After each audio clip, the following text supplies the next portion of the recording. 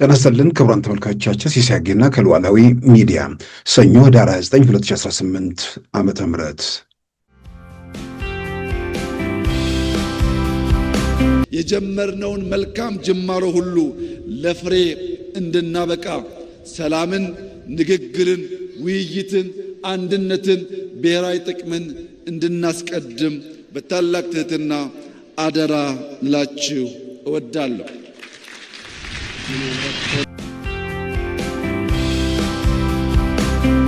ሲቪሊያን በድሮን መጨፍጨፍ፣ የወጣቶች መገደል በጭካኔ በ27 ዓመቱ ስርዓት የዚህ የ7 ዓመት ስርዓት አይነት አይተናናቅም።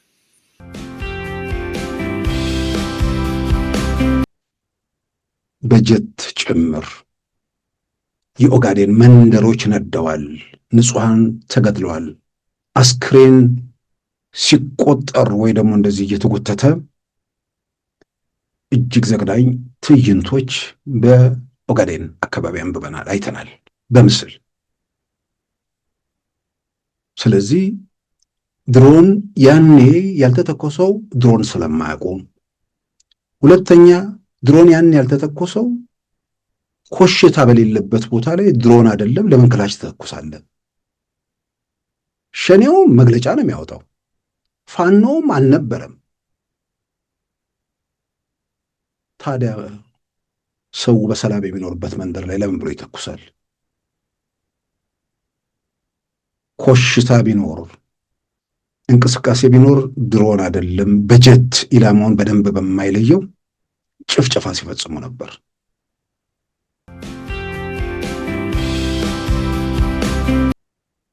የሞተውን ቲፒኤልኤፍ ከመቃብር ቀስቅሰው ህይወት ለመዝራት የሚሞክሩ አካላት በዛ መንገድ የሚያደርጉት ነገር አይ የምናውቀው ህወሓት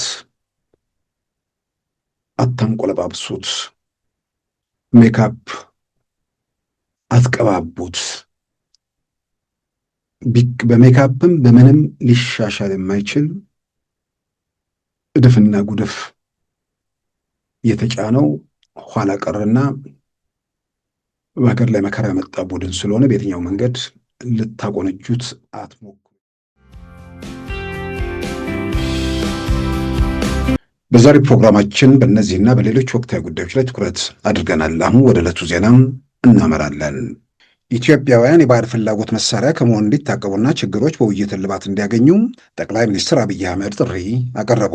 የብሔረሰቦች በዓል ዛሬ በማዕከላዊ ኢትዮጵያ ሆሳዕና ከተማ ሲከበር በክብር እንግድነት የተገኙት ጠቅላይ ሚኒስትር አብይ አህመድ የትኛውን ፈተና እና ትንኮሳ ከጀመርነው የብልጽግና ጉዞ አይገታንም ሲሉም ተደምጠዋል። ለመላው ኢትዮጵያን በሚል ባስተላለፉት መልእክትም የውጭ ኃይሎችን ክፋትና የኢትዮጵያን ፍላጎት እንዲያጤኑና ከታሪክ ተወቃሽነት እንዲድኑም ጥሪ አቅርበዋል። ለመላው ኢትዮጵያውያን ወገኖቼ አንድ ክር ደካማ ነው፣ ብዙ ክር ግን የማይበጠስ ገመድ ነው።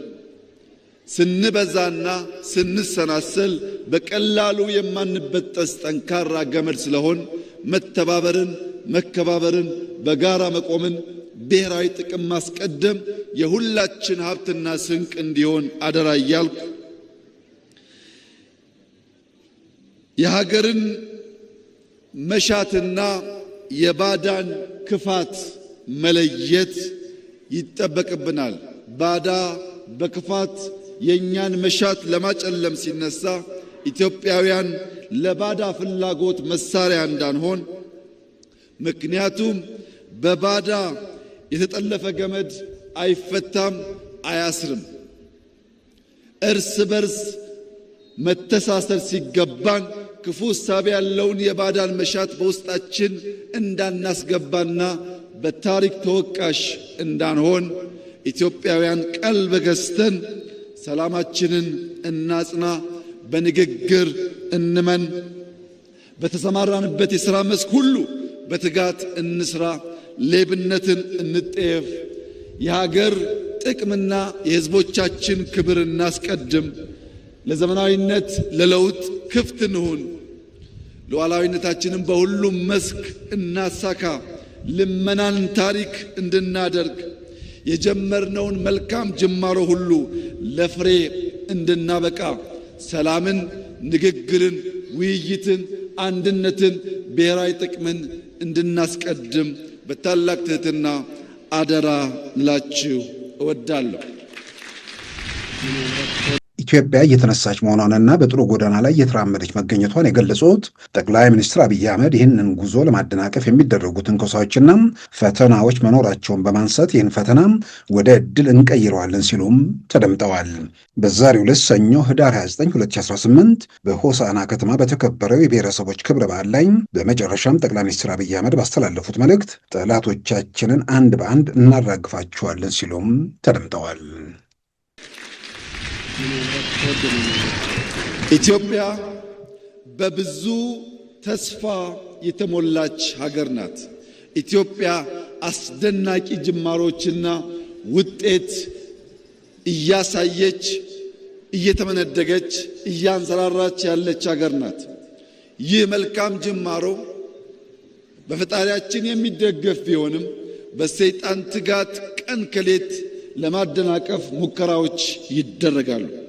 ለመላው የኢትዮጵያ ሕዝብ ዳግም ከሆሳና ምድር ላረጋግጥ የምፈልገው ማንኛውም ፈተና፣ ማንኛውም ትንኮሳ፣ ማንኛውም የክፉ ሐሳብ ኢትዮጵያን ከብልጽግና ማቆም አይችልም። እያንዳንዱን ፈተና ወደ ዕድል በመቀየር የኢትዮጵያን ብልጽግና እናፋጥናለን። የኢትዮጵያን አንድነት እናጠናክራለን። የኢትዮጵያን ጠላቶች እንደ ፀጉር ቅማል አንድ በአንድ እናራግፋለን።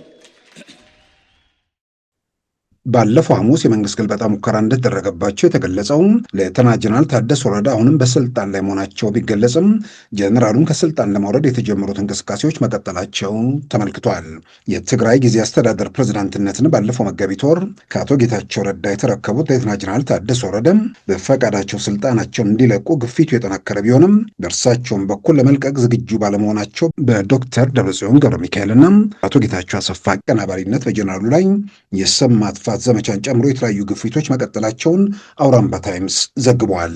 ዶክተር ደብረጽዮን ገብረ ሚካኤል የክልሉን ፕሬዝዳንትነት ቦታ መልሰው ለመያዝ ካላቸው ከልክ ያለፈ ጉጉት እንዲሁም የኢትዮጵያ የደህንነት መስሪያ ቤት ኃላፊ የነበሩት አቶ ጌታቸው አሰፋ ደግሞ በወንጀል እጠየቃለሁ በሚል ብርቱ ስጋት ከእነርሱ ጥቅም አንጻር የሚከተለው ቀውስ እንደማያሳስባቸው የሚገልጹት ወገኖች ሁለቱም የፕሪቶሪያ የሰላም ስምምነት እንዲፈርስና ከኤርትራ ጋር የተጀመረው ጽምዶ የተባለው ትብብር እንዲጠናከር ፍላጎት እንዳላቸውም ተመልክተዋል። ዶክተር ደብረጽዮን ገብረ ሚካኤል እንደ አቶ ጌታቸው አሰፋ ሁሉም እስከ 1993 ለ10 ዓመታት የሀገሪቱ የደህንነት መስሪያ ቤት ሁለተኛ ሰው ሆነው በከፍተኛ ኃላፊነት ያገለግሉና የአቶ ጌታቸው አሰፋ የበላይ እንደነበሩም ተመልክቷል። ከ24 ዓመታት በፊት ግንቦት 4 ቀን 1993 ዓ.ም የሀገሪቱ የደህንነት መስሪያ ቤት ዋና ዳይሬክተር የነበሩት አቶ ክንፈ ገብረ መድህን በሻለቃ ፀሐዬ ሲገደሉ ዶክተር ደብረጽዮን ገብረ ሚካኤል ስፍራውን ይረከባሉ ተብሎ ቢጠበቅም ከአንጃው ማለትም ከአቶ ስዬ ቡድን ጋር ቅርበት አላቸው በሚል ጥርጣሬ ከደህንነት መስሪያ ቤት ተነስተው ወደ ትግራይ ተልከው በዞን አስተዳዳሪነት ሲሾሙ የእርሳቸው የበታች የነበሩት አቶ ጌታቸው አሰፋ የኢትዮጵያ የደህንነት መስሪያ ቤትን በኃላፊነት ተረከቡ።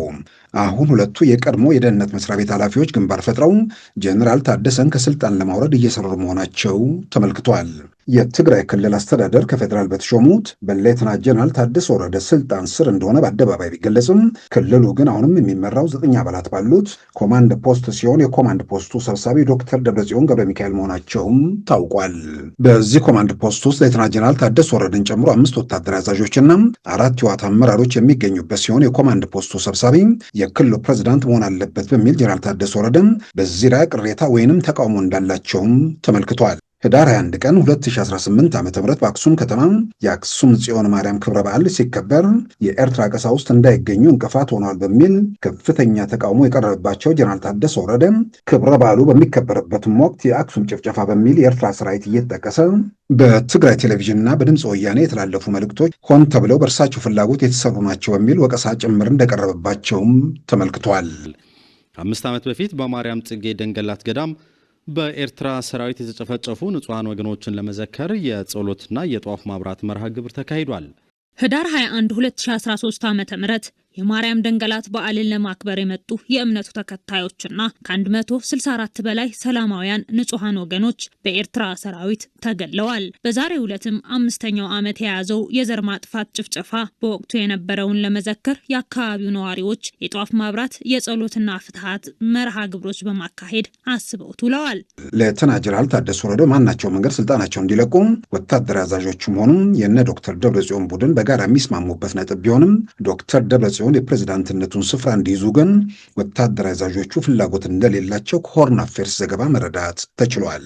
የዛሬ ሳምንት ሰኞ ህዳር 22 2018 ሉዓላዊ ሚዲያ የመረጃ ምንጮችን ዋቢ በማድረግ ባቀረበው ዘገባ የዶክተር ደብረጽዮን ቡድን ጀነራል ታደሰን የካቢኔ ማስተካከያ እንዲያደርጉ ግፊት ማድረጉን መዘገባችን ይታወሳል። የዶክተር ደብረጽዮን ቡድን በካቢኔ ማስተካከያ ስም እነ አቶ አለም ገብረዋህድን ከኃላፊነት ለማስነሳት ፍላጎት እንዳለውም ታውቋል።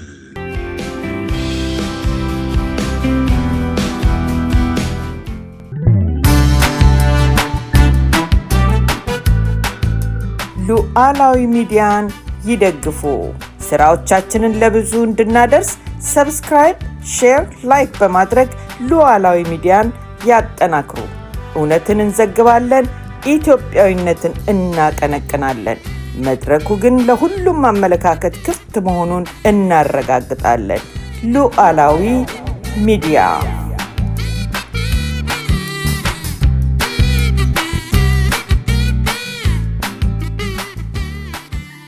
ክቡራን ተመልካቾቻችን የአማራ ፋኖ አመራሮች አንዱ የሆነው ካፒቴን ማስረሻ ሰጤ ከኢትዮጵያ መንግስት ጋር በሳምንቱ መጨረሻ የሰላም ስምምነት መፈራረሙ ይታወሳል። ያን የሰላም ስምምነት መነሻ ማድረግ ያው በተለያየ መንገድ በአማራ ክልል 2 ዓመት ተኩል የዘለቀው ቀውስ ማብቂያው ምልክት እየታየ ነው በሚል በጣም ተስፋ አድርገው ሂደቱን የሚከታተሉ የመኖራቸውን ያህል በሌላ በኩል ይህንን ሁኔታ ደግሞ በተቃውሞ የሚመለከቱ ተቃውሟቸውንም ከጊዜ ወደ ጊዜ እያበረቱ የመጡ ሰዎችንም እያየን ነው። በመሀል ላይ ደግሞ ግራ የተጋቡም የሉም ማለት አይደለም። ምናልባት ተቃውሞ የሚያቀርቡት ወገኖች ለምንድን ነው የሚለው ነገር ግልጽ ነው። ምንም የተለየ ነገር ውስጥ መግባት አያስፈልግም። ወደ ሰላም ወደ መረጋጋት ከመጣም በግርግርና በሆነ በቀውስ መሀል የሆነ የመንግስት ቅርጽ ይለወጣል ነው። የመንግስት ቅርጽ ይለወጣል ወይ የሽግግር ወይ ደግሞ ሌላ አይነት ቅርጽ ያለው መንግስት የሚመጣ ከሆነ በዛ ሂደት ውስጥ የመሳተፍ እድላለን። ያ ካልሆነና በዚሁ መንገድ የምንቀጥል ከሆነ ግን ምንም ተስፋ የለንም በሚል ስለዚህ የሰላም መንገዶች ሁልጊዜም የማይጥማቸው የሚጎረበጣቸው እንዳሉ የሚጠበቅ ነው። ምናልባት ለአንዳንዶች የሚገርመው አንዳንዴ የሰላም ታጋይ ወይ ደግሞ የመብት ተሟጋች የሚባሉ ሁሉ በዚህ መልክ ወደ ሰላም የሚደረግ ጥረትን በተለይም ደግሞ እንወክለዋለን የሚሉት ማህበረሰብ ከሆነ ቀውስ ሊፈታ በሚያደርገው ጉዞ ላይ ችግር ለመፍጠር የሚያደርጉት እንቅስቃሴ በጣም የሚገርመው በጣም በከፍተኛ ደረጃ ንዴት፣ ብስጭት፣ ቁጭት እንዳለም እየታየ ነው። ምናልባት በሆነ መንገድ በጉልበት የሆነ ነገር ከሚያልቅ በዚህ መንገድ ማለቁ ለማንም የሚጠቅም ነው። ከዛ ውጭ የሆነ ነገር ምንም የሚታይ ነገር የለም። ያለቀ በአብዛኛው የተደመደመ ነገር ነው። የሚቀጥል ነገር ካለም የሽፍትነት እንቅስቃሴ ነው።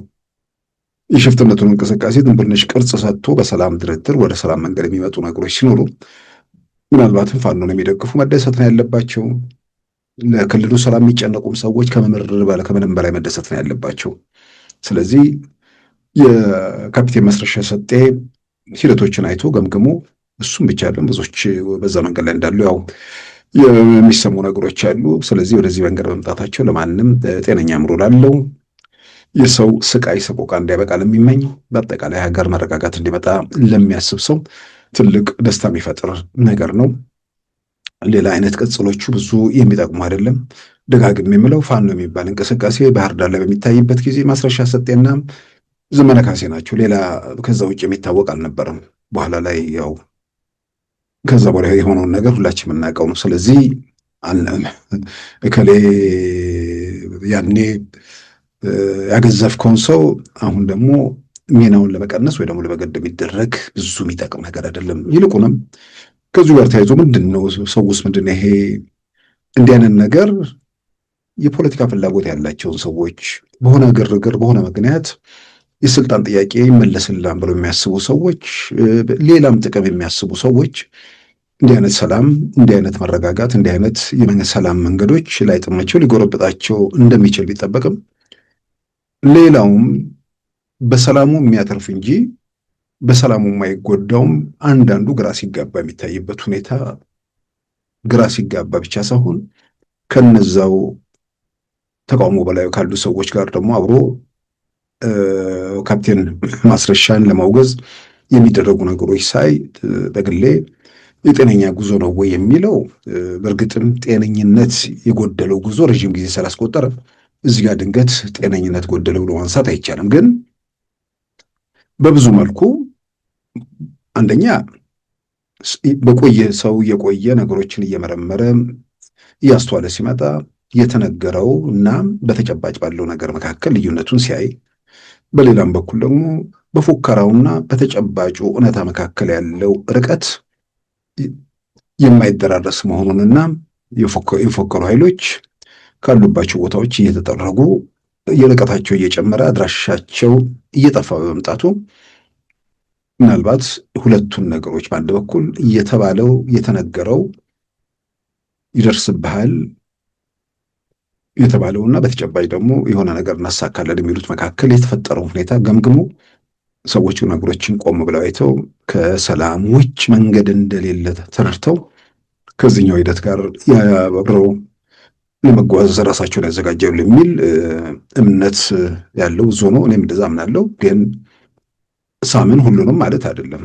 እንዳልኩት የፖለቲካ ፍላጎት ያላቸው፣ እንዳልኩት የራስ የጥቅም ፍላጎት ያላቸው፣ የራሳቸው ብስጭትም ያለባቸው ሰዎች የሆነ መንገድ ይሄ ነገር መንግስት እስካለ ድረስ ብለው በቃ መጨረሻ ላይ ይህን እያሰቡ ከሆነ በህይወት በምን አይነት ሁኔታ ውስጥ እንደሚቆዩ አላውቅም። እንዲጠፋ የሚመኙት እንዳይኖር የሚፈልጉት መንግስት መኖር ብቻ ሳይሆን ህልውናውን እያረጋገጠ መሰረቱን እያጠበቀ ጉዞ ጀምሯል። ስለዚህ በጣም ረዥም ርቀት ከዚህ በኋላ መጠበቅ አለባቸው። እዛ ድረስ እየታመሙ ከመቀጠል እዚህ ሂደት ውስጥ ችግር አለም ካሉ ችግሩን ማስተካከል በሚቻልበት ሁኔታ ማለትም በምርጫ ስርዓት ውስጥ አልፎ የራስን ጥረት ማድረግ በብዙ መልኩ ይጠቅማል። ግን እኔ ብዙሃኑ ለምን እንዲህ አይነቱ ዥንብሩ የሚለውን ነገር ሳይ ሰሞኑን አንድ ወዳጄ መጀመሪያ የተቆረጠ ቪዲዮዎች አይቼ ነበር። በኋላ ወዳጄ ሙሉ ቪዲዮውን ላከልኝ። ልደቱ ምንጊዜም ከተባለ ሚዲያ ጋር ያደረገው ቃለ ምልልስ ነው። በቃ የሁለት ዓለም ሰዎች ማለት ያንን ቃለ ምልልስ ካየው በኋላ ነው። በእርግጥ በፊትም የተወሰኑ ነገሮች የተወሰነ ርቀት ሰዎቹን ለመስማት ሞክሬያለሁ። ተመሳሳይ ነገር ይሄንን ህብረተሰቡን ለማደናገር ዝም ብሎ በልብ ወለድና በተረት ውስጥ እንደሚባክኑ ስለማቅ የተለየ ሁኔታ ከሌለ በስተቀር ተመሳሳይ እንደማይጠየቁም ደግሞ ስለማቅ የሚፈልጉትን ይናገራሉ። የሚፈልጉትን እንዲናገሩ ደግሞ የሚፈልጉ ሰዎች ጋር ነው የሚቀርቡት ለመሞገት። የተለየ ነገር ጥያቄዎችን ለመመለስ ራሳቸውም ዝግጁ አይደሉም። በግላችንም ብዙ ጥረናል። እነሱ ጋር ሳይሆን የሃይማኖት አባት ሰዎች ጭምር ከዚህ ቀደም አንስቻለሁ። የሆነ ጴጥሮስን ቃል ገብተው፣ ምክንያቱም የምዕመናን ጉዳይ ነው። ምዕመናን ይሄ ነገር ምንድን ነው ብለው ገፍተው ሲመጡ እሺ ብለው መስመር ከገቡ በኋላ ሲያስቡት በወዳጅ ዘመድም ማለትም በዚሁ በተቃውሞ ጎራ ውስጥ ያለውን ሰው ሲያማክሩ ይመስለኛል። አይ በቃ በእጁ ያዙትን ሊበትኑ ነው የሚል ነገር ምንም ጥያቄ ውስጥ የሚገባ አይደለም። እውነት ስለሌለ በአብዛኛው በተረትና በልብ ወለድ ቤተክርስቲያኒቱን ለሆነ ፍላጎት ማስፈጸሚያም ስለሚፈለግ አደባባይ ላይ የሚጠየቅበት ቦታ ላይ ገበያ ላይ ይዘውት የሚቆዩት ሐሳብ ስለሌለም፣ ስለዚህ ሸሹ። ፖለቲከኞቹ ብዙ ምንም የሚጠበቅ ነገር ነው በቃ። ምክንያቱም የማሳላምጥ የሚውጥ ልብ ወለድ እየተጋተ በሱ እየረካ የሚቀጥል ደጋፊ ግራንም አንዳንዱ እኮ እንትን እኮ አይደለም እኮ በተረቱ እኮ ተውጦ በልብ ወለዱ ድርሰት ውስጥ ተመስጦ ዓለም ከዛ ውጭ የለም ብሎ እዛ ውስጥ ሚናንተ የሚል እንትን ይላል ይዳክራል። ለዛ ሁሉ በየቀኑ ለካ የሚነግሩት ይህንን ያመነ ይህንን የተቀበለ ይህንን የሚነግሩትን የተቀበለ ታዲያ ስልጣን ላይ ያለውን መንግስት እንዴት አድርጎ ሊቀበል ይችላል? ይህንን የሚያምን እንዴት አይኑን ሊያምን ይችላል?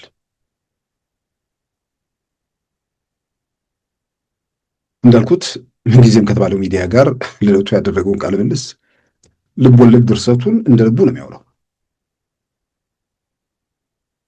እዛ ላይ የሚያነሳቸውን አንዳንድ ነጥቦች ምናልባት በዛ ጎራ ሆነው የራሳቸውንም ሰላም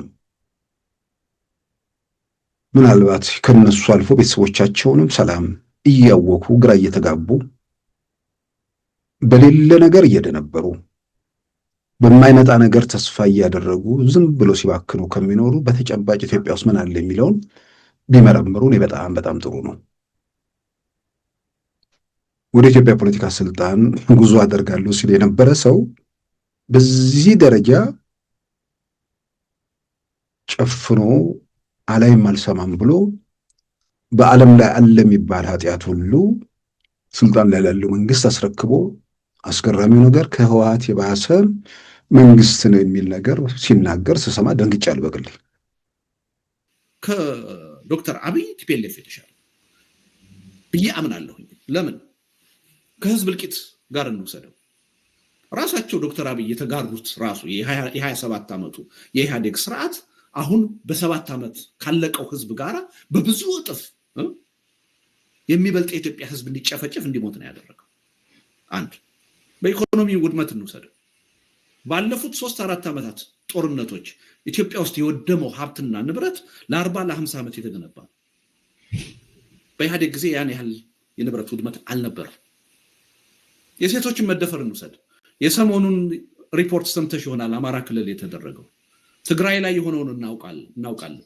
ሴቶች እህቶቻችን በዚህ መጠን በኢህአዴግ ዘመን የድፍረት ሰለባ ሆነው አያውቁም።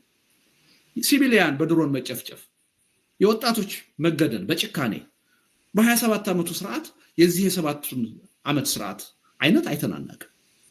ኮራፕሽን ነበረ በኢህአዴግ ጊዜ በምንም ተአምር አሁን ካለው ጋር የሚነጻጽር አይደለም። አሁን ኖርም ሆኗል። የዕለት ተዕለት የመንግስት ስራ ሆኗል። ነውርነቱ ቀርቷል። ኮራፕሽን ማለት ነገሮች ነው የሚያነሳው። ግን እዛ ላይ የተነሱ ነገሮች ምናልባት ለሰዎች በብዙ መልኩ በየጊዜው ደጋግመው የሚያነሱት ነገር ስለሆነ ተስፋ የምናደርገው ሁልጊዜም ያ የሆነ ቦታ ላይ ቆርበው የሆነ ቦታ ላይ የቆመው ምን እየተካሄደ ነው የሚለውን ነገር ለማየት ስለመመርመር አቅም ያነሰው ወይ ደግሞ ድፍረት ያነሰው አካል የተለየ ሀሳብ ለመስማት ራሱ እንዳላዘጋጀ ባቅም ዘመኑ ጥሩ ነው። ልጆች ወጣቶች እየከረከሙ መልእክቱን ስለሚሰዱ ይደርሳል። ሲደርስም ሲበሳጩ ስለማቅ መቼም እዚህ መጥተው ሰምቶ እንዳልሆነ እርግጠኛ ነኝ። ያቸው ተቆርጣ ሳትወድ ሳይወድ በግዳጃቸው የምትደርስ ነገር አለች እና በዛ የተነሳ እንትን የሚሉ ሰዎች አሉ። ምናልባት ኢትዮጵያ ውስጥ ጠቅላይ ሚኒስትር አብይ ከህወሓት የባሱ ናቸው የሚለውን በድፍረት ነው የሚናገረው። ለዚህም እንደ ማስረጃ የሚጠቅሰው በሚሊዮን የሚቆጠር ደም በእጃቸው አለ ይላል። የሚያው ሚሊዮን ጨዋታው የህዝባዊ ወያኔ ሓርነት ትግራይ ጋር የተደረገው ጦርነት ማለት ነው። የሚሊዮን ጉዳይ ሲመጣ በዛ ጦርነት ያው 1 ሚሊዮን ሞቷል። በኋላ ወደ 600 ምናምን የሚቆጥሩት ነገር አለ። እዛ ጦርነት ውስጥ ባለቤቱ ባለሚሊዮኑ በዛ በደም የሚጠየቀው ሰው ጦርነት የግድ ጦርነት መጀመር አለበት ብሎ ጦርነት ያስጀመረ፣ በጦርነቱ እልቂት እንዲፈጠር ያደረገ፣ ውድመት እንዲከተል ያደረገ አካል የሚሊዮኖቹ ከዛም በኋላ በተለያየ መንገድ ያሉ ነገሮች በዛ ተጠያቂ መሆን አለበት። ያ ጉዳይ በእርግጥ መነሳት አለበት። ያን ያደረገ እኔ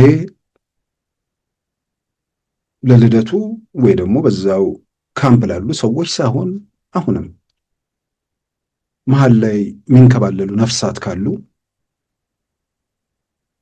የተወሰነ ነገር ሁሌ መፈንጠቁ ጥሩ ነው።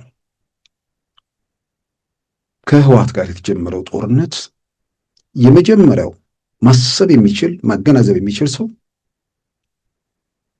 መንግስታዊ ስልጣኑን በወጉ ማረጋገጥ ያልቻለ መከላከያ ሰራዊቱን መቶ ሳያጸዳ በቲፒኤልኤፍ መዋቅር ውስጥ የሚያልፍ መንግስት፣ ደህንነቱ የቲፒኤልኤፍ የነበረበት፣ ሀገሩ ጠቅላላ የቲፒኤልኤፍ የነበረበት መንግስት ገና ወደ ስልጣን መጥቶ በወጉ መሬት ባረገጠበት ወቅት በአንድ በኩል በሸኔ በሌላ በኩል በነ ጀዋርና በነ እስክንድር ሲዋከብ የነበረ መንግስት ምን ብሎ በየትኛው አቅሙ ወደ ግጭት ለመሄድ ይፈልጋል የሚለውን ዝም ብሎ አንድ ጤነኛ ሰው ይጠይቃል። ሁለተኛ ግን ይህ ነገር ከግጭት መመለስ ችግሩ እንዲፈታ የሃይማኖት አባቶች እስከ መቀሌ ድረስ ተጉዘው አንዳንድ እናቶችም እነ ዶክተር ደብረጽዮን እግር ላይ ወድቀው ያደረጉትን ልመናና ተማጽኖ ከዛም በኋላ ብዙ ፍሬያማ ሳይሆን ቀርቶ መጨረሻ ላይ በተደረጉ ያልተቋረጡ ጥረቶች አዲስ አበባ ላይ ህወሓትና ብልጽግናን ሸራተን ሆቴል ለማገናኘት ቀን ተቆርጦ ፕሮግራም ከተያዘ በኋላ የኦሮሞ ነጻነት ግንባር ካልተሳተፈ አልሳተፍም በሚል ሰበብ ሂደቱ እንዲታወክና ወደኋላ እንዲመለስ ያደረገው ማን ነው? ይህንን ከሩቅ ያለን ሰዎች ሳይሆን የሽምግልና ሂደቱን የመሩት እነ አትሌት ኃይሌ ገብረስላሴ በአደባባይ የገለጹት ነገር ነው። ስለዚህ አንደኛ ወደ ግጭት ወደ ውጊያ ለመሄድ ስልጣን ላይ አሁንም ያለው ያኔም የነበረው ማለት ነው የኢትዮጵያ መንግስት በምን አቅሙ በየትኛው ዝግጅቱ ወደዛ ሂደት ውስጥ ለመግባት ይፈልጋል። ሁለተኛ ማዕከላዊ መንግስትን የያዘ ኃይል ማዕከላዊ መንግስቱን ይዞ ባለበት ሁኔታ ውስጥ ማዕከላዊ መንግስት መያዝ ማለት ሀብት ነው። ማዕከላዊ መንግስት ማለት ስልጣንና ጉልበት ነው። እየዋልክ እያደርክ ጉልበት አቅም እየጨመረ በአንጻሩ ደግሞ በክልል ያለው አቅሙ እየተገደበና እየቀነሰ እንደሚሄድ ስለሚታወቅ ወደ ውጊያ ለመሄድ የሚያስፈልገው ምን ምክንያት አለው? ኦልሬዲ ስልጣኑን ተቆጣጥሯል። ሁለተኛ ውጊያ ሊሄድ ቢል እንኳን አቅም ገና መገንባት አልቻለም፣ ውስጡን ማጥራት ያልቻለ አካል ነው። ሶስተኛ የተደረጉ የሰላም ጥረቶች በማንና እንዴት እንደታወኩ የአደባባይ ሚስጥር ነው። የኢትዮጵያ መከላከያ ሰራዊትን ሰሜን ዕዝን አጥቅተው መሳሪያ ነጥቀው ዘመቻ መጀመራቸውን ራሳቸው በአደባባይ ካሁን ጋር ባረጋገጡበት ሰዓት ቲፒኤልኤፍን ከደሙ ንጹህ ለማድረግ የዚያ ትግራይ ውስጥም ይሁን አማራ ክልል ይሁን አፋር ክልል በአጠቃላይ ኢትዮጵያ ውስጥ ለደረሰው መከራና ስቃይ ከትግራዩ ጦርነት ጋር በተያያዘ 100% ተጠያቂ ቲፒኤልኤፍ ነው። ጦርነቱን ያስጀመረው ያስቀጠለው የሁሉ ቀውስና መከራ እንዲመጣ ያደረገ ህዝባዊ ወያኔ ሓርነት ትግራይ የሚባል ምናልባት አንዳንዶቹ ዛሬ በተጨባጭ ተጸጽተው ከእንደዚህ አይነት አዙሪት ለመውጣት እየሞከሩ ነው። አሁንም ስልጣን እንጂ ህዝብ የሚባል ነገር ቁጥር ነው ብሎ እዛ ላይ ደመደመ። የነ ዶክተር ደብረጽዮን ቡድን አሁንም ተመሳሳይ መንገድ ላይ ለመቀጠል ፍላጎቱን ከምር እያሳየ ነው። ያው አቅሙ በሌላም በኩል ደግሞ በፊት የነበረው ተቀባይነትና አሁን ያለው ሁኔታ የሰማይና የምድር መራራቃቸው የፈጠራቸው ነገሮች ምናልባት ትግራይ ውስጥ የጥይት ድምፅ እንዳይጮህ የሚያደርጉ ድሎችን እያሰፉ መምጣታቸውንም እያየ ነው። ስለዚህ ይህንን ልደቱ አይጠየቅም፣ ሁሌ ይህንን በየቦታው ይናገራል ማለት ነው። ከዚህ ቀደም ሲናገር ሰምቼዋለሁ። የ1 ሚሊዮን ደም ውስጥ የስልጣን ላይ ያለው መንግስት የቱ ጋር ነው እጁ ያለበት? እጅ እግርህን አጣጥፈ ሰዎቹ ቤተ መንግስት እንዲገቡ ፈቀደላቸው የሚል ያንን ባለማድረጋቸው ጠቅላይ ሚኒስትሩ ያንን ባለማድረጉ ስልጣን ላይ ያለው መንግስት ነው የሚጠየቀው። የሚገርመኝ እንዲህ አይነት ነገር በድፍረት ሲነገር እንዲህ አይነት ጥያቄ አለመጠየቁ ሁሌ ይገርመኛል።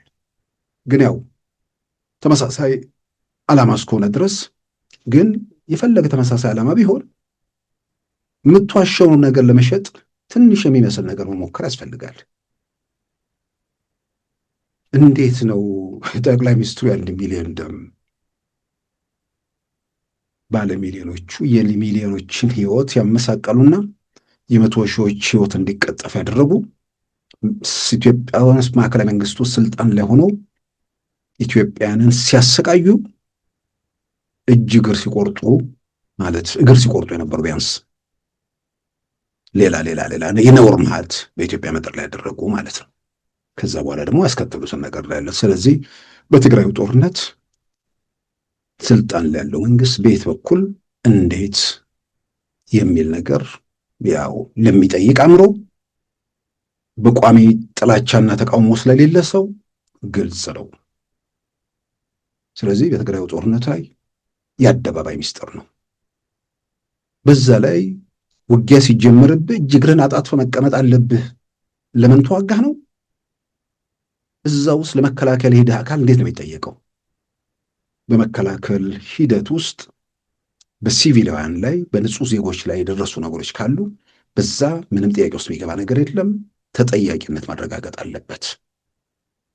ግን እግርህን አጣጥፈ ሀገር ሲፈርስ ዘረኞች መልሰው ቤተ መንግስት ሲመለሱ ፈቅደ ተውላችሁ የሚል ማሰብ ለሚችሉ ምንድነው ህሊና ላላቸው ሰው የሚመጥን መከራከሪያ አይደለም። ስለዚህ የሚሊዮኖቹ ደም ያንተ ወዳጆች የነ ዶክተር ደብረጽዮን በእጃቸው ያለ ዛሬም ከዛ ስቃይና ሰቆቃ ህዝቡን ከመታደግ ይልቅ ተጨማሪ ደም ለማፍሰስ የሚጣደፉ ሰዎች የሄዱበት መንገድ ነው። ማንም ሰው በዚህ ብሎ ስልጣን ላይ ያለው መንግስት ጋር ጉዳዩን ለማያያዝ የሚችል ቢኖር ደስ ይለኛል፣ ቢያሳምነን። ይሄ በየሰፈሬ በየመንደር ቆመ የሚሰማህን የምትመኘውን መናገር ሳይሆን በተጨባጭ አንድ ሁለት ብሎ እኔ እንዳደረኩት አቅም ነበር ወይ? ለምን ያደርገዋል? ተለምኗል ነበር ወይ? ደጅ ተጠምቷል ነበር ወይ? የመጨረሻ ሰላም ስብሰባው ማን ያቋረጠው? ከዛ በኋላ ማን ነው ሰሜን ዕዝን መሳሪያ ለመንጠቅ የተኮሰው? ራሳቸው ያረጋገጡት በቪዲዮ። ዘመኑ ዲጂታል ነው፣ ኦንላይን በተጨባጭ ያለ ነገር ማለት ነው። ስለዚህ ለዚህ መከራከሪያው ደግሞ አስገራሚው ነገር ስልጣን ላይ ያለው መንግስት የብልጽግና መንግስት ነው እንጂ ቅድሚያ ጠላታችን ህወሓት ጠላታችን አይደለም። ችግር ፈጥረዋል ምንም ላይ እናውቃለን፣ ግን በምንም መመዘኛ ከብልጽግና በላይ ኢትዮጵያ ጠላት ሊሆኑ አይችሉም። ጤነኛ ከሆነ አስገራሚ ነው። እርግጥ ነው ሰዎች ሲናደዱ ተስፋ ያደረጉበት ነገር ሁሉ ሲመክን እንይዟለን እንጨብጣለን ያሉት ነገር ሲበተን ብዙ ነገር ከምንድነው ከአእምሮ መስመር ወይ ደግሞ በጤነኝነት በሰከለ ነገር ነገሮችን ለማየት እንዲሳናቸው እንደሚችል አውቃለሁ። በሌላ በኩል ደግሞ የሚከተሏቸውን ሰዎች ከልክ በላይ ስለናቁ የፈለግነውን ነገር ብንናገር ሳያላምጡ እንዳለ ይወጡታል የሚል መደምደሚያ ላይ ደርሰው እንደሆነ የሚያጠራጥር አይደለም። ስለዚህ ጦርነቱ በማን ለምን እንዴት እንደተጀመረ ብቻ ሳይሆን የጠቅላይ ሚኒስትሩ መንግስት ከህወሓት የባሰ መሆኑን አንድ የሚል ነገር እኮ ለማሳየት እንግዲህ ማስረጃ ደርድሯል። በእርግጥ ጦርነቱ አለ እንግዲህ ከዛ የፋኖና የሸኔውን ጦርነት ጨምሮ መሰለኝ 1 ሚሊዮን ያለው የሸኔው ጦርነት ስልጣን ያለው መንግስት ወደ ስልጣን መጥቶ መንበሩን ባረጋገጠበት ወቅት ገና በአውሮፕላን የመጣው የኦሮሞ ነጻነት ግንባር ቲፒኤልኤፍ ላይ ትግል በሚደረግበት ሰዓት ህልውናው የሚታወቀው መግለጫ በማውጣት ብቻ የተወሰነ ድርጅት የኦሮሞ ህዝብ ከምስለኔዎች አስተዳደር ሲወጣ ባለቤትነቱን ሲያረጋግጥ ህወሓት ከቤተ መንግስት ለምን ለቀቀብኝ ብሎ ተቆጭቶና ተበሳጭቶ ልበለው መተኮስ የጀመረ ቡድን የኦሮሞ ነጻነት ሰራዊት የሚባለው ቡድን አይደለም ወይ? ብዙ ጊዜ ለመከራከሪያ የሚቀርቡ ነበሩ። የአስመራው ስምምነት ምናምን የሚባል የአስመራው ስምምነት ምንድን ነው ንገሩን ተብለው እነሱ ራሳቸው የማይናገሩት ለምን ተብሎ ነው? ለአስመራ ስምምነት ከግንቦት ሰባት የተለየ ለአንተ ከምንም በላይ ከኦጋዴን ነጻነት ግንባር የተለየ ለኦሮሞ ነጻነት ግንባር የተለየ የአስመራ ስምምነት የሚኖረው ምንድን ነው? የኦጋዴን ብሔራዊ ነጻነት ግንባር ሁሌ የምለው ነው፣ በህይወት ያለ ድርጅት፣ ዓለም አቀፍ ዜና የነበረ ድርጅት። ዛሬ አንዳንዶች ምናልባት እዛው ቃለ ምልልስ ላይ ልደቱ ያነሳው ነገር አለ። በድሮን በምናምን ሰው እየተደበደበ በቲፒኤልኤፍ ዘመን አልነበረም ለማለት ይዳደዋል። ድሮን አልነበረም ወይ ደግሞ ድሮን አያውቁም ነበር። በተጨማሪም ቲፒኤልኤፍን ለመገዳደር ሸኔም ፋኖም እየተኮሱ አልነበረም። እጅ እግራቸውን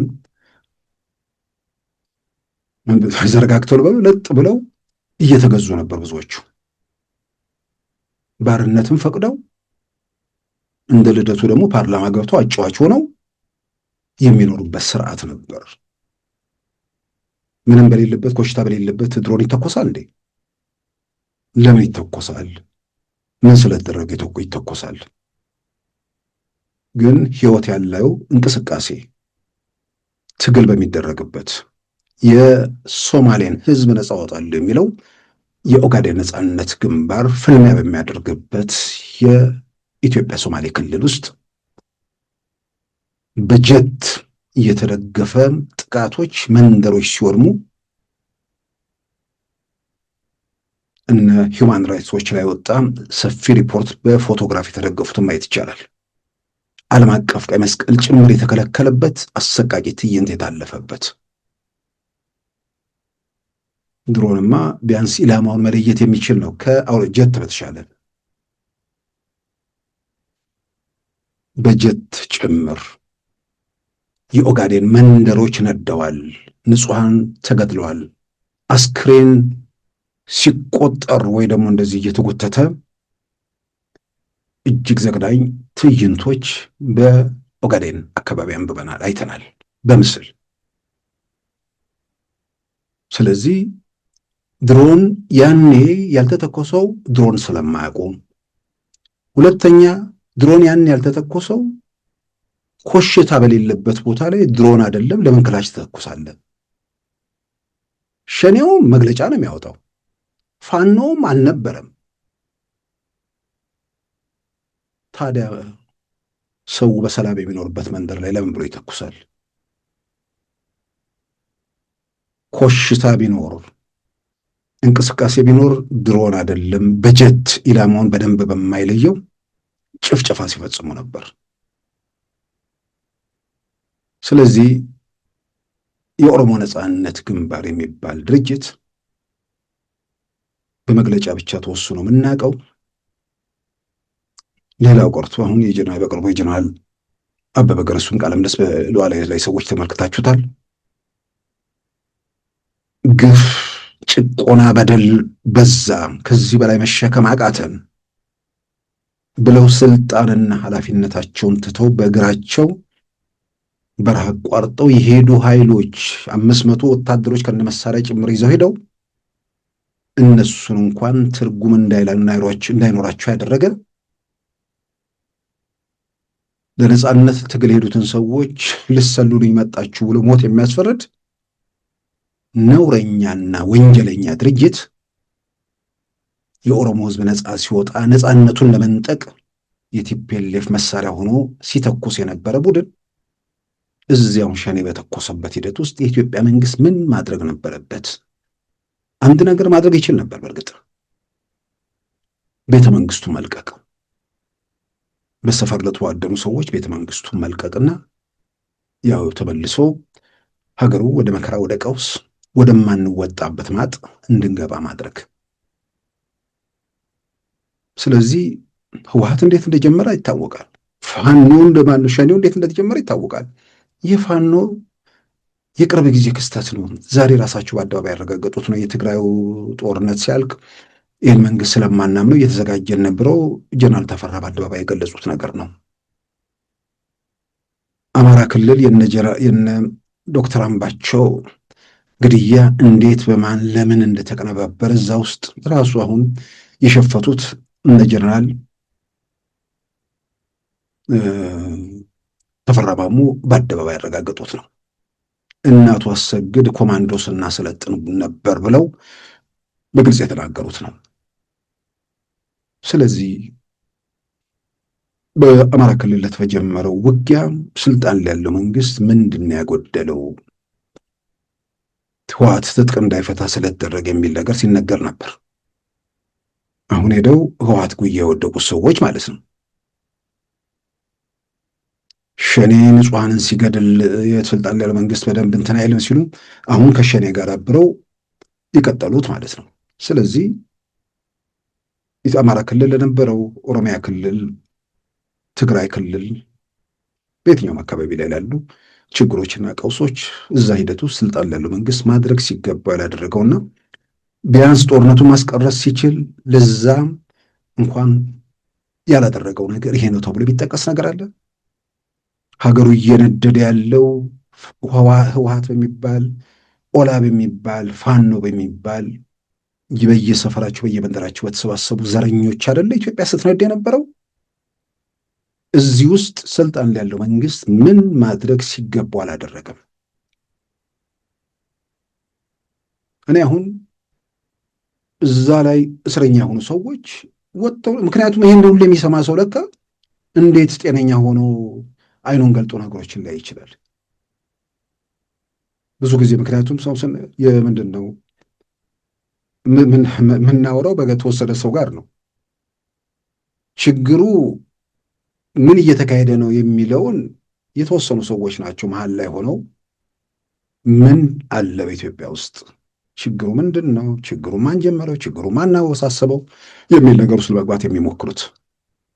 ሌላው የሚጥመውን ነው የሚስማማውን ነው። ጥላቻ ተግቷል፣ ጥላቻ ውስጡ ተዋህዷል። ያን ጥላቻውን በየቀኑ የሚጨምርለትን እሱ እርካታ የሚሰጠውን ነገር ነው መስማት የሚፈልገው። ስለዚህ ለእንደነዚህ አይነት ሰዎች ሁሌ ተመሳሳይ ነገር እየተገለጸ እየተነገረ ይሄዳል። ግን የእነሱን አንዳንዱ ደግሞ ይህንኑ ጥላቻውን ውስጡ የታመቀውን ጥላቻ ይዞ ወደ እግዚአብሔር ደጃፍ ይሄዳል። እግዚአብሔር ያንተን ጥላቻ ሊመልስ አይደለም፣ የእውነት አምላክ ነው። በመጀመሪያ እግዚአብሔር እውነቱን ይግለጥልኝ ነው ሰው ልጅ ማለት ያለበት። ምንድን ነው እየተካሄደ ነው? ሰው ልጅ ጥሞና ያስፈልገዋል። ጥሞና ሲባል ግራ ቀኝ ለማየት ራስን ማዘጋጀት ማለት ነው። በሌለ ነገር ሰዎች እየታመሙ ነው። በሌለ በማይጨበጥ ነገር በተረት በልብ ወለድ ራሳቸውን እንትን እያሉ ያሉበት ሁኔታ አለ። ስለዚህ በዚህ መልክ ኢትዮጵያ ውስጥ እየነደደ ለቆየው ሀገሩ ለታመሰበት ለመከራው ለስቃዩ ህወሓት፣ ሸኔ፣ ፋኖ የሚባሉ ኃይሎች በዋናነት ተጠያቂ ናቸው። ሌሎች በአካባቢ የነበሩ እንቅስቃሴዎች ነበሩ። እነሱ አሁን አደብ ገዝተዋል። ከዛ ውጭ ይሄ አሁንም እየተንከባለለ ያው በየስርቻው በየምናምን የሚተኮስ ቀርቷል። እሱም ቢሆን የመንግስትም የሀገር የሚሉና ስጋት ባይሆንም አንድ መንግስት መንግስታዊ ኃላፊነቱ የትኛውም ገጠር መንደር ድረስ ያሉ ዜጎችን ደህንነት መጠበቅ ስለሆነ ኃላፊነቱ መወጣትም ስለሚገባው ዛሬም በየትኛውም መንገድ የሰላም መንገድ ለሰላም ያለውን ቁርጠኝነት በአደባባይ እያረጋገጠ ነው።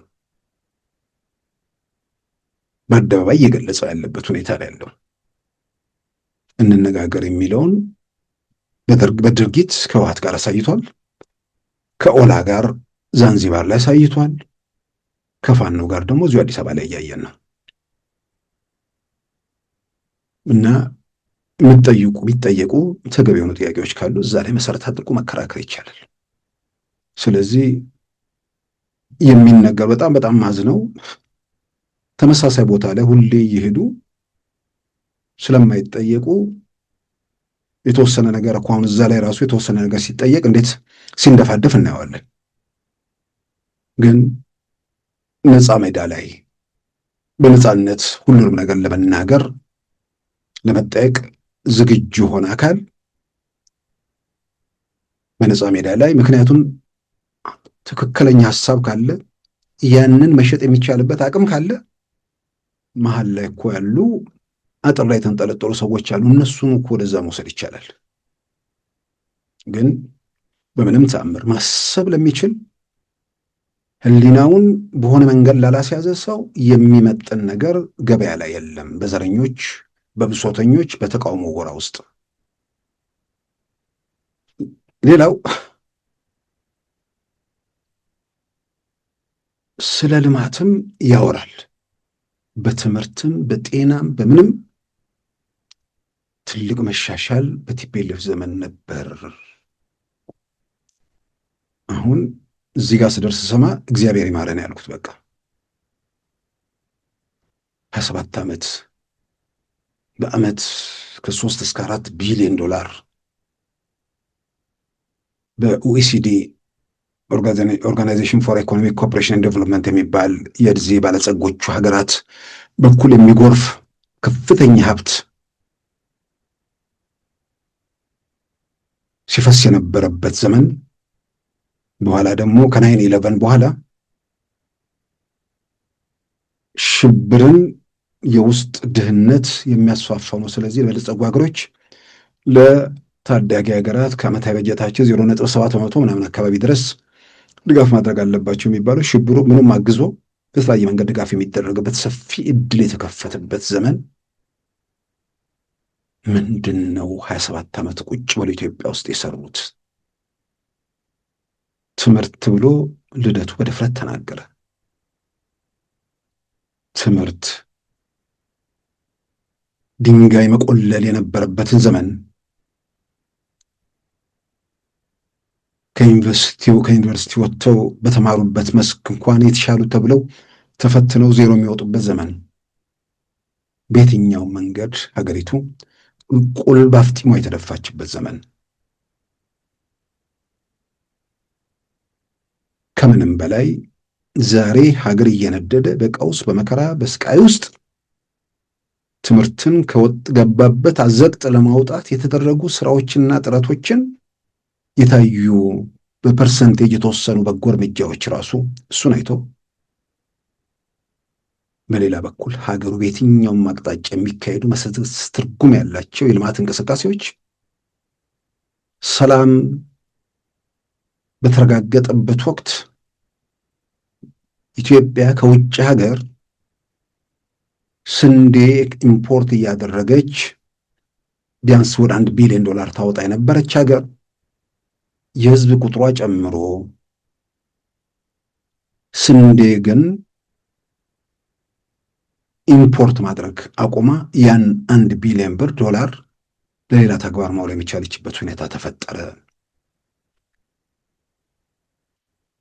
ቲፒኤልኤፍ እስኪሞት ድረስ ማለትም ከማዕከላዊ መንግስት ህልውናውን እስኪያጣ ድረስ የኢትዮጵያ በውጭ ንግድ የምታገኘው ገንዘብ ምክንያቱም ለእንደነዚህ አይነት ሰዎች ሜዳ ላይ የተበተነውን ዓለም አቀፍ ተቋማት የሚሰጡትን መረጃ የማይስተባበሉትን ለነሱን መሰረት አድርጎ መከራከር ነው።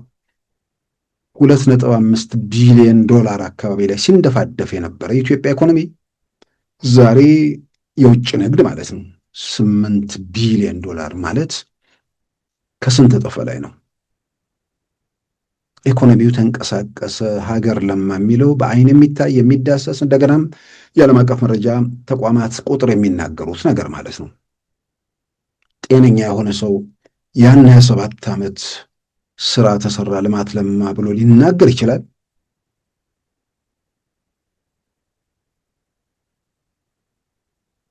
በየትኛው መንገድ የጤና ጣቢያዎች ምናምን ተሰርተዋል? ምን ጥያቄ አለው? የትኛው ደርግ እንኳን ሰርቷል።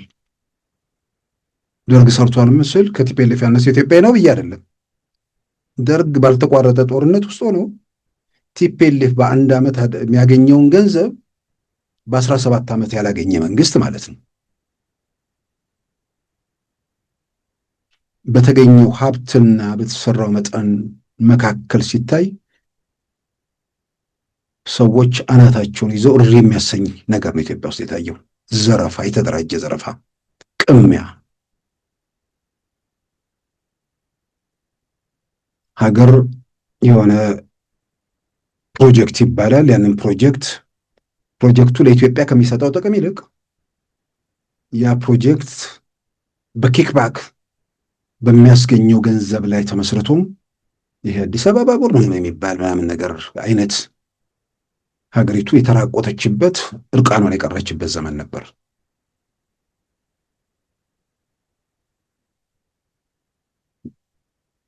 አሁን ኢትዮጵያ ውስጥ ያለውን ነገር በየትኛው አቅጣጫ ያለውን ነገር የሚያይ ሰው ስለ ልማት ያኔ ልማት ነበር ብሎ ሲናገር ልማት የሚለው ነገር ዝርፊያ በሚለው ተተክቶ ካልሆነ በስተቀር ቅሚያ ነበር ተብቶ በሚል ተተክቶ ካልሆነ በስተቀር በዛ መልክ የሚገለጽ ነገር አለ? ሙስና እዚህ ጋር ጭራሽ ደነገጥኩኝ። እንደዚህ አይነት ዘመን የሙስና የተካሄደበት ዘመን የለም ይላል። ደግሞ በቃ ይሄንን ለሰው እየነገሩት አደንዝዘውት አላይም አልሰማ የሚለው ለካ ለዚህ ነው። ሙስና እንዳልኩት ነው። ወደ $4 ቢሊዮን አካባቢ በዓመት የሚገኝበት ሀገር ውስጥ 27 ዓመት ምን ተሰራ ብሎ በ7 ዓመት እሳት እየነደደ ያለውን ነገር አይቶ ሰዎች በጤነኛ አእምሮ ሲጠይቁ የመዘረፋቸውን መጠን ምን ያህል እንደተቀሙ የሚረዱበት ነው። ስለዚህ ሙስና የኢትዮጵያ ልማት ባንክ ሌላውን ነው ማለት ነው። የጋምቤላ መሬቶች ተብሎ የኢትዮጵያ ልማት ባንክ $5 ቢሊዮን በ5 ቢሊዮን ብር እንዴት በቲፒኤልኤፍ ሰዎች ቅርጫ እንደሆነ ያም ገንዘብ ከሀገር ወጥቶ አንዳንዶቹ ዴንቨር ምናምን አካባቢ እንዴት ቤት እንደገዙበት፣ የነዳጅ ማደያ ባለቤት እንዴት እንደሆኑበት፣ የኢትዮጵያ ባንኮች እንዴት እንደተራቆቱ፣ እንዴት የተደራጀ ዘርፋ ኢትዮጵያ ላይ እንደተካሄደ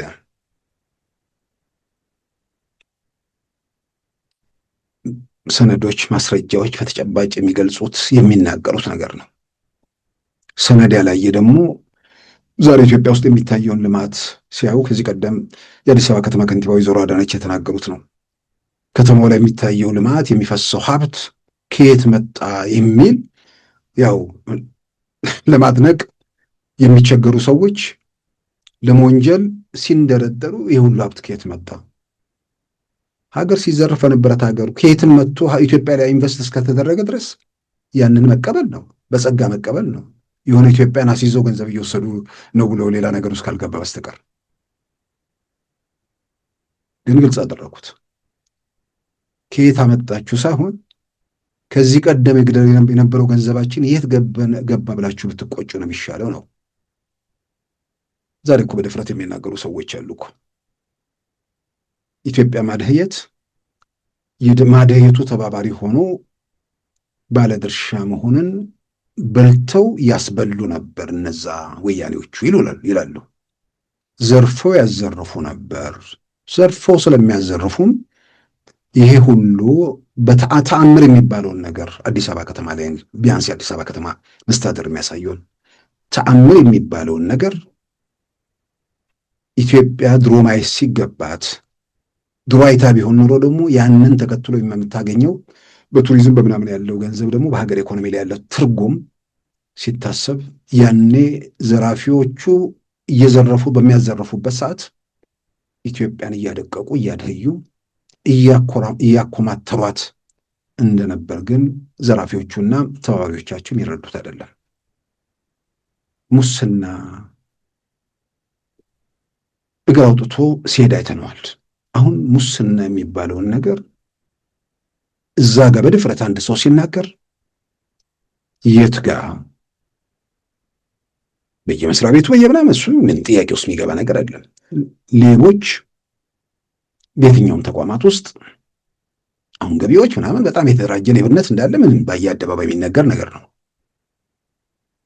ስለዚህ ያንን ሌቦች አሉ። ሌቦችን ለመመንጠር የሌቦቹ ተባባሪ መንግስት ነው ያለው ወይስ ሌቦቹን ለመመንጠር ጥረት እያደረገ ነው ያለው? ኢትዮጵያ ውስጥ የሚሰሩ ፕሮጀክቶችን ለሀገር ከሚሰጠው ጥቅም እና ልማት ይልቅ በዛ ሳቢያ የሚገኘውን ገንዘብ ወደ ግለሰቦች አካውንት ለማሸጋገር የሚደረግ ጥረት ኢትዮጵያ ውስጥ አለ።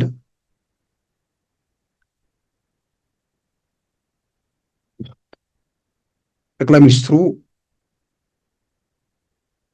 ቢያንስ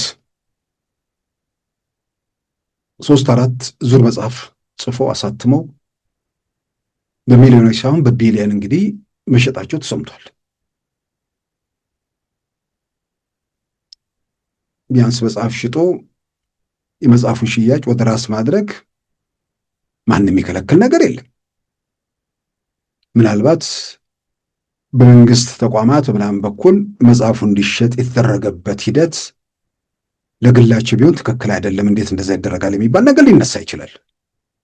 ግን ሸጠው በቢሊየን የሚቆጠር ሀብት ተገኝቶ ያንን ኢትዮጵያ ላይ ኢንቨስት አድርጎ በየቦታው ያሉ የዚህ የልማት ፕሮጀክቶች ላይ የሀብትያ ገንዘብ ነው የፈሰሰው።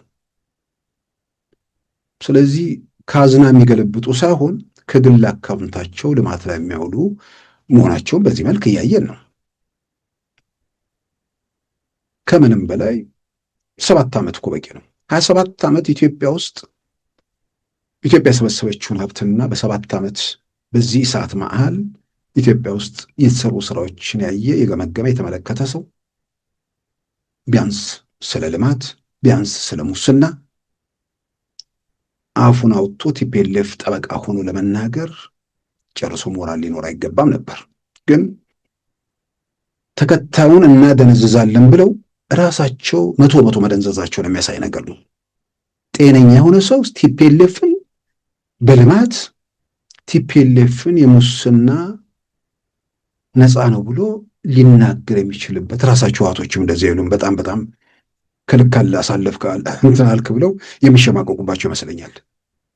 አነስተኛና ጥቃቅኑን ምናምን ዘርፈው እኮ መጨረሻ ላይ እኮ መርከብ የሚሰርቁ ሰዎች ነበሩና ስለ ዘረፋና ስለ ሌብነት ስለ ቅሚያ ስለነሱ የሚከራከር ጤነኛ ሰው መኖሩን ራሱ ጤነኛ ነው ብሎ ለመቀበል ራሱ አስቸጋሪ ነው። ሌላው እጅግ በጣም የቀረመኝ ስለ ዲሞክራሲ ድሮ እኮ እኔ እንደ ልቤ ከሀገር ወጥቼ መመለስ ይችል ነበር፣ አሁን ግን ወደ ሀገሬ መመለስ አልችልም። አንዱ ዲሞክራሲ ኢትዮጵያ ለመታጣቱ የህወሓት ዘመን የተሻለ ለመሆኑ የሚያቀርቡ መከራከሪያ ነው። ህወሓት ካልተቃወምከው፣ ፓርላማ ላይ ካጀብከው፣ የቅንጅትን ትግል አምክነ አብረህ ተባባሪ ከሆንክ ለዛ ምላሹ ወደ ኢንቨስትመንት ገብተ የሆቴል ባለቤት እንዲሆን አድርጎ ፓርላማ ላይ ያጀብከው ለምንድን ነው መግባት መውጣት እንዴ? ከዛም በላይ አድርጎልህ የለ እንዴ? መለኪያው አይ ሰዎች እኔ የት ነበርኩኝ ከህወሓት ጋር ያለን ግንኙነትና ሁኔታና ዛሬ ያለሁበት ሁኔታ የሚለውን እንዴት ነው ሰዎች የማያጤኑት? በተጨባጭ እኮ የምናውቀው ኢትዮጵያን ከለግማሽ ክፍለ ዘመን አይተዋት ማያውቁ በውጭ የሚኖሩ እነ ዶክተር አረጋይ በርሄ ከዛም በኋላ እነ ፕሮፌሰር ብርሃኑ ነጋ እነ አቶ ሌንጮ ለታ እነ ዶክተር ዲማ ነጎ ሀገራቸው ተመልሰው ማየት ያልቻሉ ሩብ ክፍለ ዘመንና ከዛ በላይ እንዲሁም ግማሽ ክፍለ ዘመን ድረስ የቆዩ ሰዎች ሀገራቸው ገብተው ኢትዮጵያ ፖለቲካ ሂደት ውስጥ መሳተፍ የቻሉበት የፖለቲካ ስርዓት የመጣው የጠቅላይ ሚኒስትር አብይ መንግስት ሲመጣ ነው። ኢትዮጵያ ውስጥ መገናኛ ብዙሃን ከፓርቲና ከመንግስት ሞኖፖሊ ወጥተው መገናኛ ብዙሃን በስፋት ቴሌቪዥኑ፣ ሬዲዮ በከፍተኛ ቁጥር የተስፋፋበት ብቻ ሳይሆን አየሩን ያጨናነቀበት ጊዜ ቢኖር አሁን ነው። ምናልባት ለነልደቱና መሰሎቹ መለስ ብሎ አንዳንዴ ማስተዋወስ ጥሩ አንድ ነፃ ወይ ደግሞ ከመንግስት ቁጥጥር ውጭ ሆነ ቴሌቪዥን ጣቢያ ቢኖር ኢሳት እየዞሩ እኮ ዲሽ የሚያስወርዱ ሰዎች የነበሩባት ሀገር ነች። ዛሬ ደግሞ ሐሳብ አይደለም ጥላቻን በቋሚነት የሚግቱ ሰዎች ያለ ከልካይ በሳተላይትም በዩቲዩብም በፈለጉት መንገድ ገብተው በየመሸታ ቤቱም በየሻይ ቤቱም ሰው ስልኩ ላይ የጥላቻ ፊት አውራሪዎችን በነፃነት የሚሰማበት የፖለቲካ ስርዓት ኢትዮጵያ ውስጥ መጥቷል። ዛሬ ቤት ውስጥ ጥላቻን ወዶ ጥላቻውን ለመጋት ፈቅዶ የሚከለክለው መንግስት አለ። ሳተላይት በዚህ አድርግ በዚህኛው አቅጣጫ ግባ የሚል መንግስት አለ። ምናልባት ለልደቱና መሰሎቹ ለማስተዋስ እንኳን በሳተላይት 4 ሰዓት መንግስትን የሚቃወመው ኢሳት አይደለም በቀን 1 ሰዓት የሚተላለፈው ቮይስ ኦፍ አሜሪካ ጃምን ማለት ነው እናፍነዋለን፣ ለማፈን ሙከራ እያደረግን ነው፣ እንደተሳካልን እናፍናለን ያሉት እኮ እርሱ የሚያደንቃቸው በኋላም አንድ ጽዋ ውስጥ አንድ ጽዋ ማህበርተኛ የሆነባቸው የአቶ መለስ አገዛዝ ነው። አቶ መለስ ናቸው ያን ያሉት። ቪኦኤን ለማፈን እየሞከርን ነው፣ ሙከራ እያደረገን ነው። ባለሙያዎቹ ተሳክቷል፣ ሙከራውን ተሳክቷል ሲሉኝ ትእዛዝ ሰጣለሁ ብለው በአደባባይ የገለጹበት ብቻ አይደለም። ቮይስ ኦፍ አሜሪካ እነከሌን እንዳያናገር ብለው እኮ ትእዛዝ ምንድን ነው የአሜሪካ መንግስት የአፍሪካ ቀንድ የሚዲያ ኃላፊን እኮ አዲስ አበባ ላይ እኮ ተማጽኖ ያቀረቡ እኮ የህወሓት መሪዎች እኮ ናቸው። ይሄ ምን በቪዲዮ በምናምን ያለ ነገር ነው ማውራት። ህወሓትና ዲሞክራሲ ይተዋወቃሉ እንዴ? በቃላት ምናልባት ኢትዮጵያ ውስጥ በቃላት ብዙ የተባለበት ነገር ቢሆን በህወሓት ዘመን ነው። እርግጥ ነው ነፃ ሚዲያ ነበር፣ መድብለ ፓርቲ ዲሞክራሲ ስርዓት በህወሓት ጊዜ ተጀምሯል። ግን ዓለምን ለሚመለከት አይኑን ለገለጠ የቀዝቃዛው ጦርነት ማክተሚያ ዓለም ላይ በጠቅላላው በ50 ምናምን 52 53 የነበሩ ዲሞክራሲያዊ የሚባሉ ሀገራት በአንድ ጊዜ ወደ 100 ምናምን የተሻገሩበት ዘመን ነው። ዓለም ሲለወጥ እንኳን እየተዋጋ የመጣው ቲፒኤልኤፍ አይደለም፣ ስልጣን ላይ የነበረው የደርግ መንግስት ቢቀጥል ኖሮ ከዚህ ውጭ ምርጫ አልነበረውም። ዓለም አስገዳጅ ሁኔታ ውስጥ የገባበት ነው። በዛ መልክ መድብለ ፓርቲ ያው በሾው የታጠረ መድብለ ፓርቲ፣ በሾው የታጠረ ፕሬስ፣ በተለይ ደግሞ ወደ መጨረሻው አካባቢ እንዴት እንደነበር እናስታውሳለን። በኢንተርኔት እኮ የሆነ ጽሁፍ ገልጾ ማንበብ የማይቻልባት ሀገር ነበረች። ስለዚህ ያለፍንበት ነገር ላይ ብዙ እዛ ላይ እንትን ማለቱን አልፈልግም። ግን አንዳንዴ ሰዎች ነገሮችን በራሳቸው መነጽር በራሳቸው ብቻ እየለኩ የዋሃንን ቅኖችን በራሳቸው መንገድ ላይ እንዲጓዙ ሲዳክሩ ሲታይ የተወሰነ ነገር እውነትን መፈንጠቅ ልክ አይደላችሁም ማለትም ተገቢ ነው ብዬ አምናለሁ። ስለዚህ በልደቱ በኩል አሁን ይሄንን ተመሳሳይ ሰርክል ውስጥ የሚነገረውን ነገር ሌላ ቦታ ላይ ለመናገር መድረኩ ቢመቻች እንዴት እንደምትሟገት ወይ ራስን ማዘጋጀት አለዚያም ደግሞ በቃኝ ብሎ ከጨዋታው ከመውጣት ውጭ መፍትሄ ያለው አይመስለኝም። ይህንን ሀሳብ ይዞ ገበያ ላይ መቆየት የሚቻል ነገር አይመስለኝም። ምክንያቱም ሰዎቹም ጥላቸውን የሚጋቱት የሚመገቡት የተወሰነ ቦታ ላይ በቃ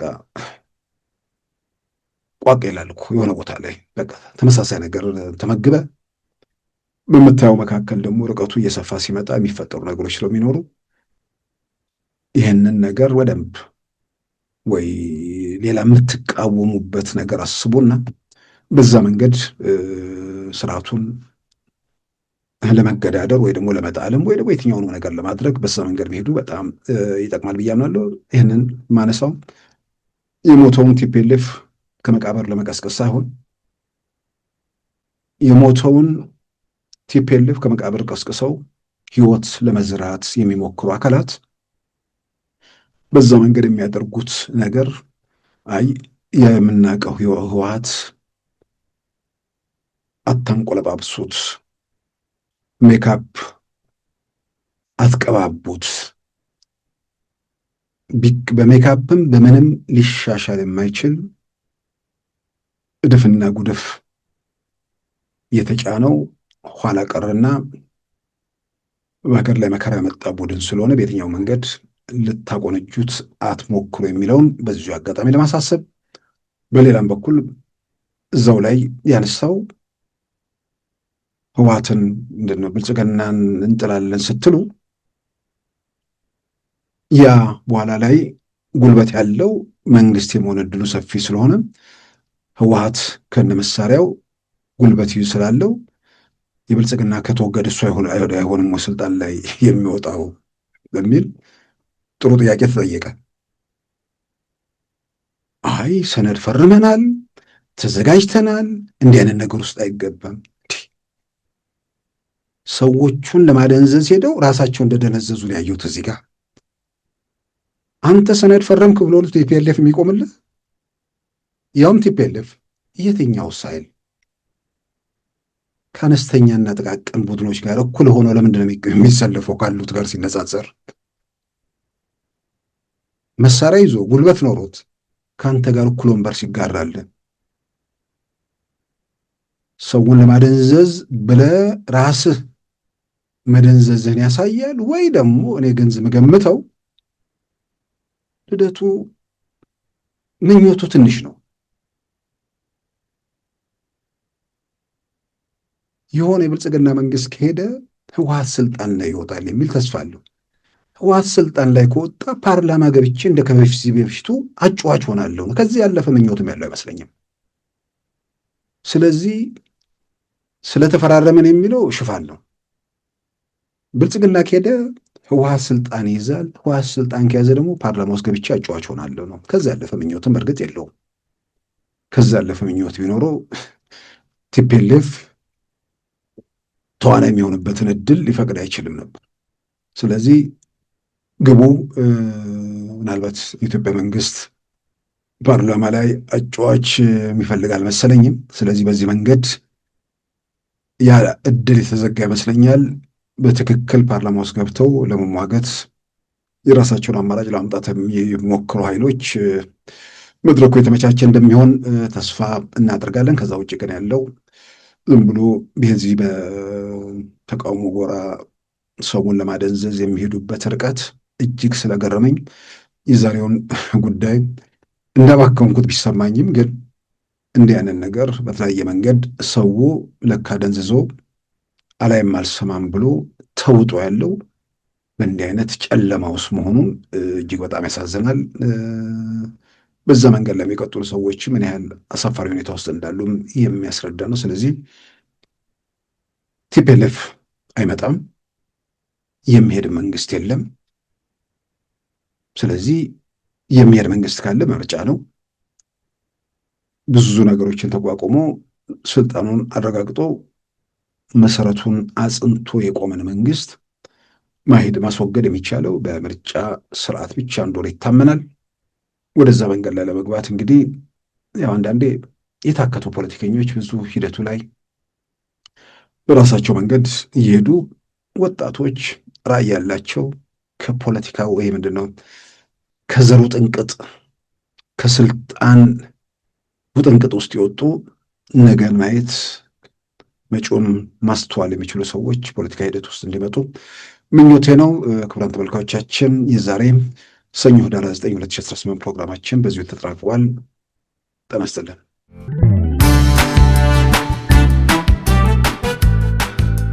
ሉዓላዊ ሚዲያን ይደግፉ። ስራዎቻችንን ለብዙ እንድናደርስ ሰብስክራይብ፣ ሼር፣ ላይክ በማድረግ ሉዓላዊ ሚዲያን ያጠናክሩ። እውነትን እንዘግባለን፣ ኢትዮጵያዊነትን እናቀነቅናለን። መድረኩ ግን ለሁሉም አመለካከት ክፍት መሆኑን እናረጋግጣለን። ሉዓላዊ ሚዲያ